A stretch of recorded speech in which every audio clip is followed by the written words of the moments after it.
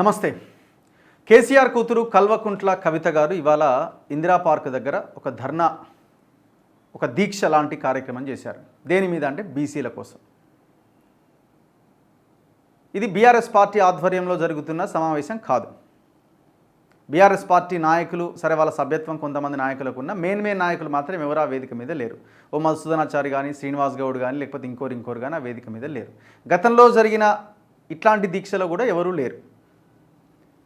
ఇది జాగృతి and Phule front అని ఒక ఫ్రంట్ ఏదో పెట్టుకున్నారు వాళ్ళు. ఆ రెండు విభాగాల ఆధ్వర్యంలో ఈ ధర్నా దీక్ష జరుగుతున్నది.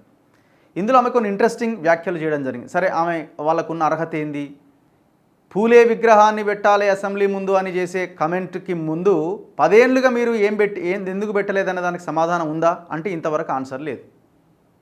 మరి రేపు అంటదేమో, అది మా నాయన పార్టీ, నాకేం సంబంధం, మా నాయన ముఖ్యమంత్రి, మా అన్న మంత్రిగా పనిచేసిండు, నాకేం సంబంధం, నేను చెప్తే వాళ్ళు ఇంటరా అని రేపు పొద్దున అనొచ్చు, అంటారు కూడా. ఎందుకంటే కొంచెం పార్టీలో వాళ్ళ ఇళ్ళల్లో కూడా కొంచెం అటు ఇటు అవుతుంది వ్యవహారం. సరే, ఇప్పుడు ఆమె ఆ ధర్నాలో ఆమెకు పెట్టే రైట్ ఉన్నది, హక్కు ఉన్నది, మాట్లాడవచ్చు, ఏమి ఇబ్బంది లేదు. ప్రశాంతంగా మీటింగ్ పెట్టుకున్నారు, మంచిగా మాట్లాడిరు, అందరూ అయిపోయింది. మీడియా కూడా కవర్ చేసింది, మేము కూడా కవర్ చేసినాం, అంత బాగానే ఉంది. కానీ జాజుల శ్రీనివాస్ గౌడ్ ఆధ్వర్యంలో ఢిల్లీలో ఒక ధర్నా కార్యక్రమం జరిగింది. ఆయన అందరిని పిలిచిండు, కాంగ్రెస్ వాళ్ళని పిలిచిండు, కాంగ్రెస్ వాళ్ళు హాజరయ్యారు, వాళ్ళు పోయారు అని చెప్పి మిగతా పార్టీ వాళ్ళు హాజరు కాలే. కొంచెం అక్కడ మొత్తం అందరు లీడర్లు కాంగ్రెస్ వాళ్ళు ఉన్నారు కాబట్టి కొంత ఇది కాంగ్రెస్ వాళ్ళు ఏమైనా నిర్వహించారా అనే రీతిలో మీటింగ్ అయితే ఒక ఫోకస్డ్గా జరిగింది. ఇప్పుడు ఆ మీటింగ్ అట తుపేలట. ఇప్పుడు ప్రతి ఒక్కరూ నిర్వహిస్తారు, అందులో కొంతమంది లీడర్లు వస్తారు, అది తుపేలట. ఏది ఆ ఢిల్లీలో జరిగిన ధర్నా కార్యక్రమం తుపేల్. ఎవరు అంటున్నారు? కవిత గారు అంటున్నారు. మరి మీదేంది? మరి మిమ్మల్ని కూడా వాళ్ళు మీది ఒక బఫూన్ మీటింగో, బఫూన్ దీక్ష అని అంటే ఎట్లుంటుంది మీకు? ఇంకా వాళ్ళని అనడానికి మీ దగ్గర అవకాశాలు తక్కువ ఉన్నాయి, మీ దగ్గర అస్త్రాలు తక్కువ ఉన్నాయి. మీరు ఏమని అంటారు? ఇప్పుడు ఆయన ఒక బీసీ నాయకుడు, ఆయన కొట్లాడుతున్నాడు బీసీల కోసం, అక్కడ ఒక ధర్నా కార్యక్రమం పెట్టిండు, ఆయన అనడానికి ఏముంది? పోనీ కాంగ్రెస్ అనుకుందాం, మీకంటే వాళ్ళు కొంత బెటరే కదా ఒక రకంగా చెప్పాలంటే. వాళ్ళు కులగణన అన్నారు, సరే అది ఎట్లా చేసిరో ఏం చేసిరో మొత్తానికి ఇనిషియేట్ తీసుకున్నారు, చేసిర్రు.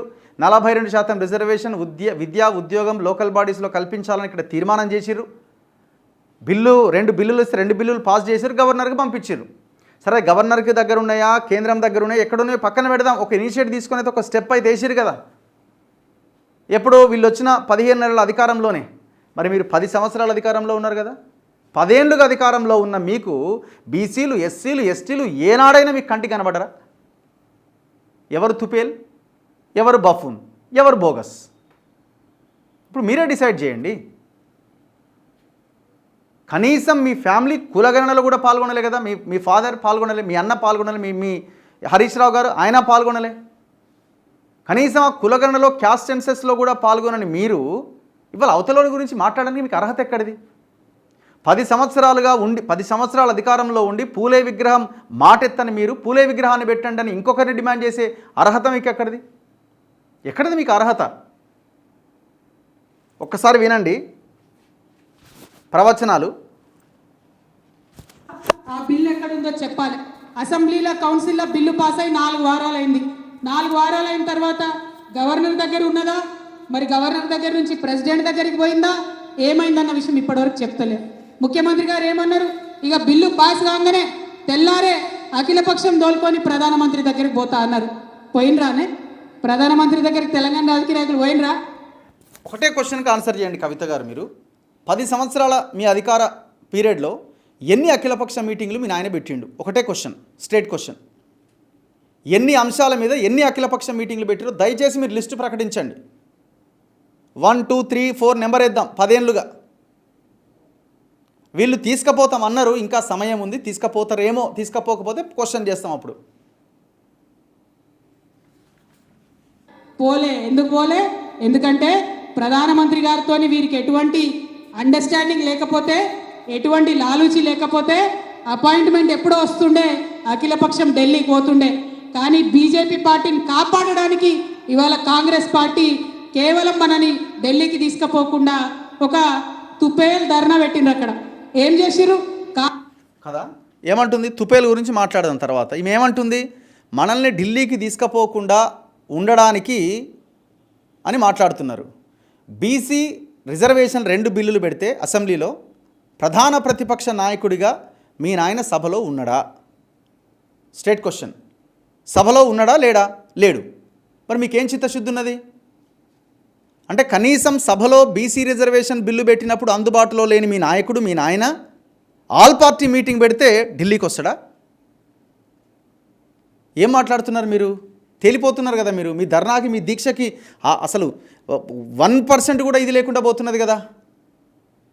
దీనికి ఏం సమాధానం చెప్తారు? బీసీ రిజర్వేషన్ బిల్లుల మీద, ఎస్సీ వర్గీకరణ బిల్లుల మీద సభ జరిగినప్పుడు అసెంబ్లీలో మీ ఫాదర్ ఎందుకు పాల్గొనలేదు? అక్కడ పాల్గొన్న మీ ఫాదర్ ఆల్ పార్టీ మీటింగ్ పెడితే ఢిల్లీకి వస్తాడా? Straight question. ఈ క్వశ్చన్కి ఆన్సర్ చేస్తే ఇంకా చాలు, ఏం అక్కర్లే. కాంగ్రెస్ పార్టీ నాయకులంతా ట్రైన్లు కట్టుకొని ఢిల్లీకి ఏం చేసిర్రు? కాంగ్రెస్ పార్టీ నాయకులంతా ట్రైన్లు కట్టుకొని ఢిల్లీకి పోయినారు. ఆడ కూర్చున్నారు. ఇక పొద్దున్న బ్రేకింగ్లు టీవీలలో, ఇక రాహుల్ గాంధీ వచ్చే ఇక మా రాహుల్ గాంధీ వచ్చి ఢిల్లీలో మాట్లాడతాడు, గర్జిస్తాడు, బీసీ బిల్లు వస్తుంది తెలంగాణలో అని చెప్పింది. చివరికి ఏమైంది? రాహుల్ గాంధీ రాలే. ఎందుకు రాలేదంటే ఏం ఆన్సర్ లేదు, ఏం జవాబు లేదు. మళ్ళా గాడ మన తెలంగాణ బీసీ బిడ్డలే, కాంగ్రెస్ వాళ్ళే, పాపం అయినా బీసీలే కదా, కాంగ్రెస్ నాయకులే వాళ్ళు ఆడ కూర్చున్నారు. ఆడికి ఇదే మన ముఖ్యమంత్రి గారు పోయి ఢిల్లీలో మాట్లాడిండు. పోనీ ఢిల్లీలో మన ముఖ్యమంత్రి గారన్నా మొత్తం దేశానికి అర్థమయ్యేటట్టు హిందీలో ఇంగ్లీష్లో మాట్లాడతాడంటే మళ్ళీ గాడకి ఇదే తెలుగు ఉపన్యాసం ఇచ్చే. ఇక మరి దానికి ఢిల్లీకి పోవడానికి నాకైతే ఇంతవరకు అర్థం కాలేదు. అది గల్లీలో పెట్టుకోవచ్చు కదా మీటింగు. మేమేమంటున్నాం, బీసీ బిల్లు ఢిల్లీలో పాస్ కావాలంటే ఢిల్లీ వాళ్ళకి అర్థమయ్యే భాషలో చెప్పాలి, ఢిల్లీ వాళ్ళ మీద ఒత్తిడి పెరిగే భాష చెప్పాలి, మోడీ గారిని ఒత్తిడి పెంచేటటువంటి పని చేయాలి, బీజేపీ మీద ఒత్తిడి తీసుకురావాలి. మీకు ఎటువంటి లాలుచి లేకపోతే వెంటనే ఆ ప్రయత్నం చేయాలని చెప్పి నేను ముఖ్యమంత్రి గారిని డిమాండ్ చేస్తున్నా. ఇంకొక విషయం, చాలా ఘోరమైన విషయం. అది ఏమన్నా వీళ్ళ చేతలకి, మాట్లాడే మాటలకి ఏమన్నా సంబంధం ఉందా? డిమాండ్ చేస్తున్నారట వీళ్ళు. డిమాండ్ చేయాల్సింది తెలంగాణ బీసీ ప్రజలు డిమాండ్ చేస్తారు. మీరు ఆ అర్హతను ఎప్పుడో కోల్పోయినారు. మీరు 10 ఏళ్ళుగా బీసీల నోట్లో మట్టి కొట్టి 10 ఏళ్ళుగా బీసీలని కనీసం మనుషుల్లాగా కూడా చూడకుండా ఉన్నందుకు మీరు ఆ అర్హతని కోల్పోయారు. మీరు బీసీ ప్రజలు డిమాండ్ చేస్తారు ఈ గవర్నమెంట్ని, మెడలు వంచి గల్లా బట్టి అడుగుతారు ఏమా బీసీ రిజర్వేషన్ అని.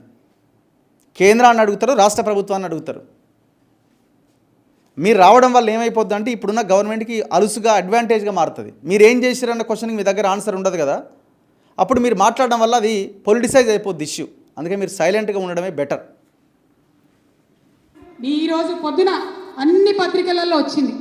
ఈ కులగణన వేసిన తర్వాత మనందరం బాగా బాధపడ్డాం. కులగణన వివరాలు కరెక్ట్ చెప్తలేరు, మీరు కరెక్ట్ చెప్పాలని అడిగినాం, తప్పు చెప్తున్నారని అడిగినాం, దానికి జవాబు చెప్పలేదు. పోనీ అసెంబ్లీలో పెట్టండి లెక్కలని అడిగినాం, దానికి జవాబు లేదు. పోనీ గ్రామ పంచాయతీలలో వివరాలు ఇవ్వండి అని అడిగినాం, దానికి జవాబు లేదు. ఇవాళనంట మొత్తం ఇచ్చినటువంటి డేటా, వాళ్ళకు వచ్చినటువంటి డేటా అంతా తీసుకుపోయి ఒక ఇండిపెండెంట్ ఎక్స్పర్ట్ కమిటీకి ఇస్తారట. ఆ ఇండిపెండెంట్ ఎక్స్పర్ట్ కమిటీలో ఈ డేటాను అనలైజ్ చేస్తారంట. ఈ డేటాను వాళ్ళు అనలైజ్ చేసి మనకు డీటెయిల్స్ చెప్పే వరకు మనం ఎవ్వరం కూడా దాని మీద మాట్లాడొద్దట. దానికోసం నిన్న హెచ్చరిక జారీ చేసిరు.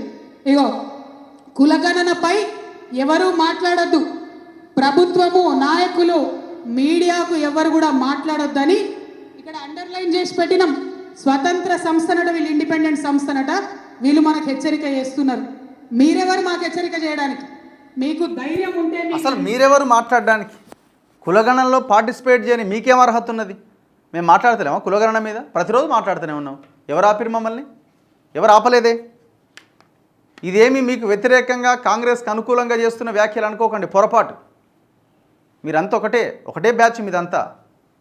అవసరమైతే మేమంటున్నాం, మీరు అంటున్నారు కదా ఇప్పుడు గవర్నమెంట్ ఉన్నదా అని వెనకాల కేంద్రం బీజేపీ ఉండొచ్చని. అసలు మీ ధర్నా వెనక ఎవరున్నారో మాకు అనుమానాలు ఉన్నాయి. మీ ధర్నా వెనక కాంగ్రెస్లో ఉన్న కొంతమంది ఉన్నారా, లేదు ఇంకెవరైనా ఉన్నారా అన్న అనుమానం కూడా ఉన్నది. మీరు కూడా గడప దాటడానికే చూస్తున్నారని అర్థమవుతున్నది. ఆ బీఆర్ఎస్లో ఉండడానికి మీకు ఎంత మాత్రం ఇష్టం లేదని చాలా క్లియర్గా అర్థమవుతున్నది. మీ ఫాదర్ ఏమో మొత్తం ఆ రజతోత్సవ సభ మీద దృష్టి పెడితే మీరేమో సైడ్ ఇటువైపు వచ్చి ఈ దీక్ష ధర్నా అంటున్నారు. మరి ఈ దీక్షలో ధర్నాలు అసలు బీఆర్ఎస్ నాయకులే లేరు ఎందుకో. సో ఇట్లా వీళ్ళ మాటలు ఉంటాయి, వీళ్ళ చేతలు ఉంటాయి. ఈ ట్రాప్లో మనం పడితే ఎటు కాకుండా పోతాం. అందుకే మనం లైన్ స్ట్రైట్గా ఉండాలి. లైన్ స్ట్రేట్గా ఉండాలి. ఏ పార్టీ ఆలోచనలతో మనం అడిగేయద్దు, ఏ పార్టీని దరిదాపుల్లో కూడా రానియద్దు. ప్రతి పార్టీని కంట కనిపెడుతూనే ఉండాలి. చూస్తూనే ఉండండి మన తొలి వెలుగు.